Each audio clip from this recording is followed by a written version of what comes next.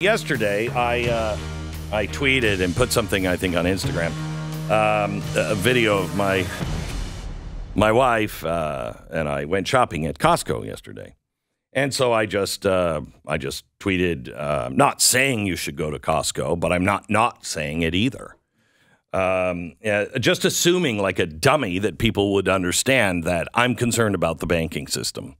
Mm-hmm. And, just a good idea to stock up on aspirin and children's Tylenol and allergy medicine and things that, you're going to need.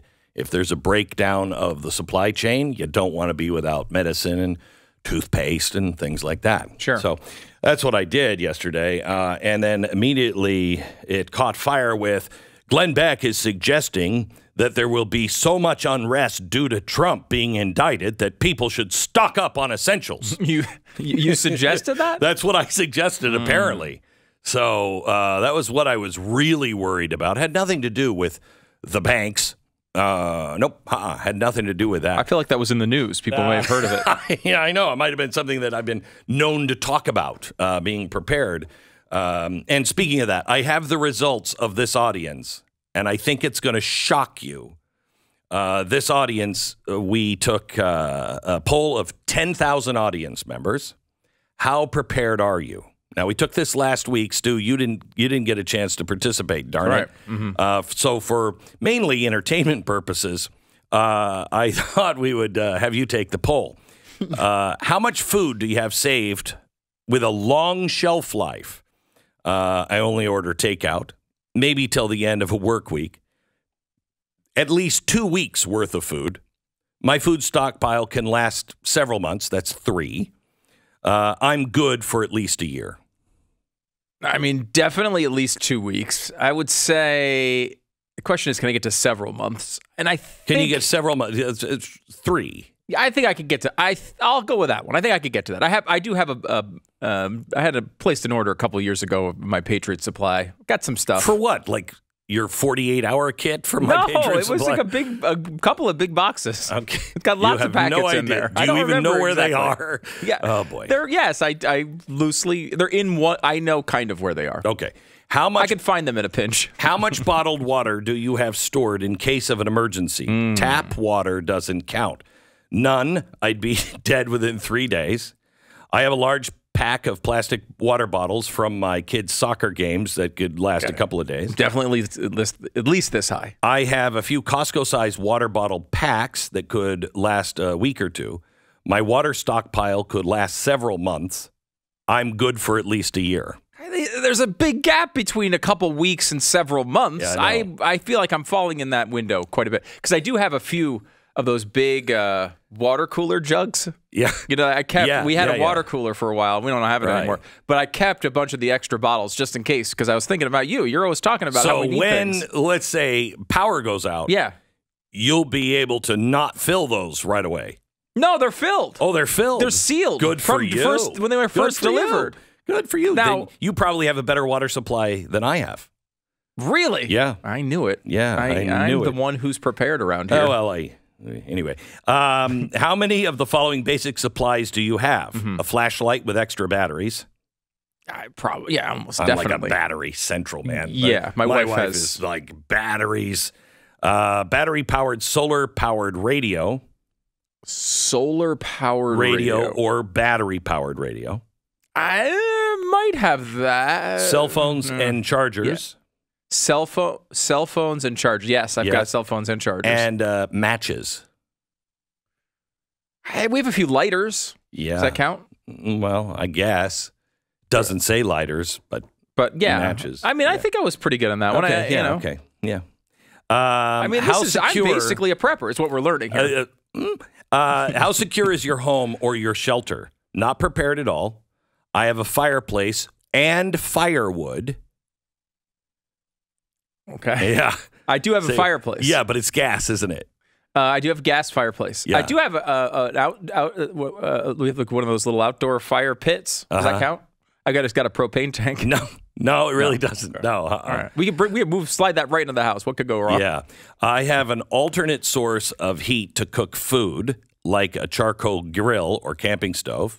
There you are. I have a gas grill. In addition to a heat source, I have a backup generator in case of power outages.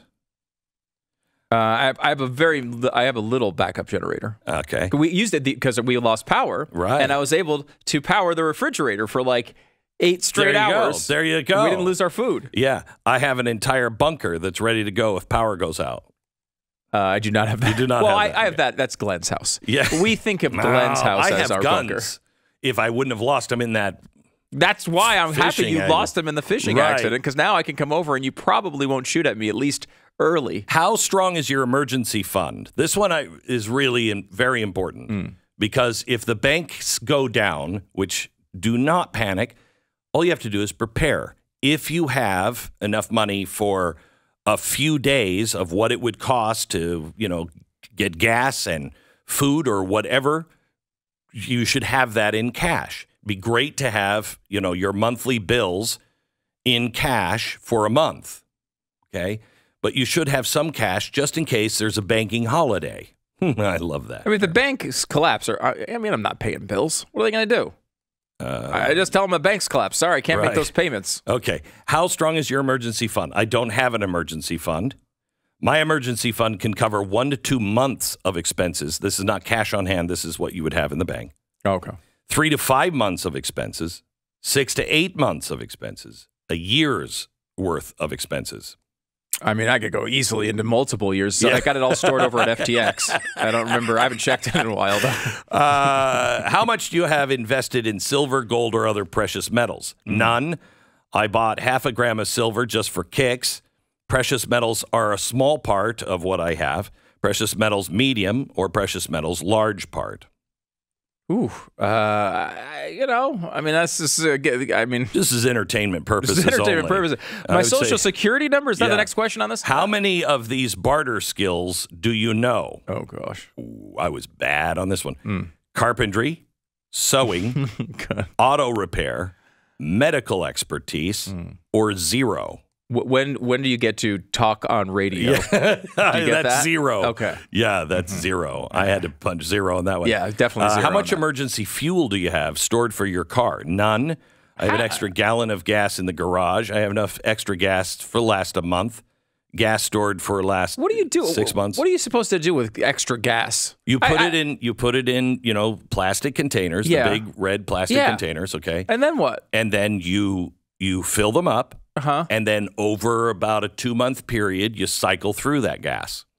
So if you need gas I've read horror stories about because I had because we lost power, I had to go get gas at the generator. Right. And I did that. And then I had once the power came back on, I had leftover gas. Right. And then I was like, well, what am I supposed to do with this gas? And then I started I went online. I made the mistake of searching for what I should do. And it was like, your house will burn down if you keep this gas anywhere within 500 feet of your home. Stop. That's basically what they said. So then I just started running my car in the driveway, burning gas and filling it back up. That's legitimately what I did. That's really what you did? I just ran my gas in the driveway for like 8 straight hours and just kept filling it up until I burned all the gas directly into the atmosphere. If you have a shed or something like that, just keep it in the shed. Then the shed burns down. That's what the online Then there'll be said. an explosion. How well do you know how to use a paper map?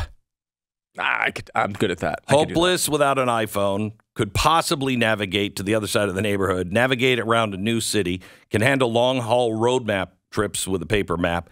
I'm Bear Grylls. Drop me in the middle of Mongolian desert with a map and a compass, and I can find my way back to civilization.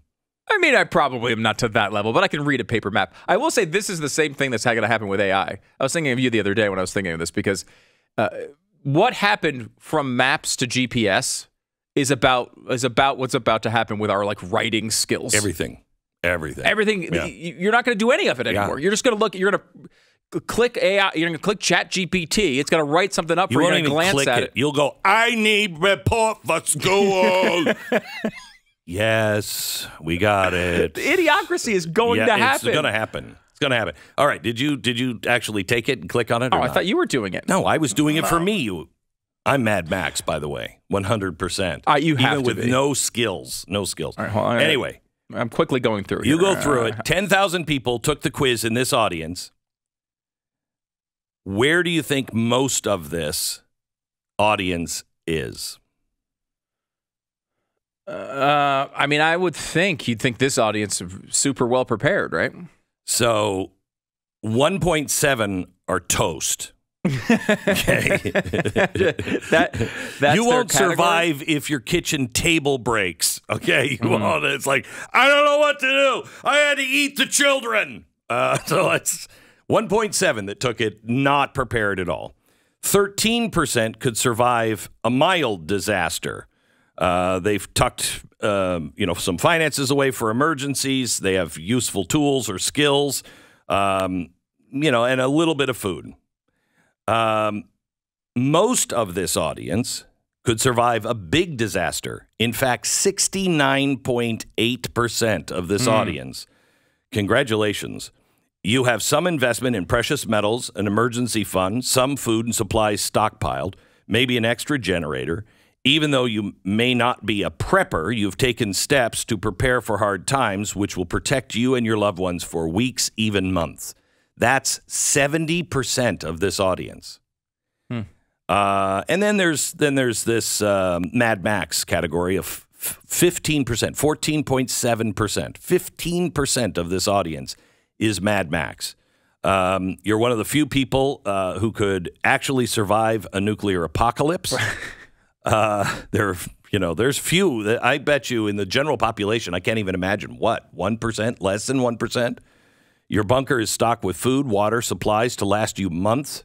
Silver, gold, emergency fund will help you cruise in times of financial distress. You can secure more goods because you have learned a bunch of barter skills. You are Mad Max. It's great. Now, if you haven't taken this test, you could just take it for yourself now. But we have the ultimate preparation guide, which is filled with really easy. Do this. Do you have this? Just a checklist. And you can go as far as you want on the list. But it is a really easy guide to be prepared for whatever may come your way. Go to glennbeck.com now and see how prepared you actually are. And then prepare. If you want that list, you can find it at glennbeck.com. I think it's no longer on the front page, so I think you have to go down at glennbeck.com and click on, extra stories or something like that. If you just go to the front page, let me see what it says. You'll load more content. Load more content. It's right before my big fat face with radio and TV on it. Load more content. Hit that, and then you'll find it on that second page.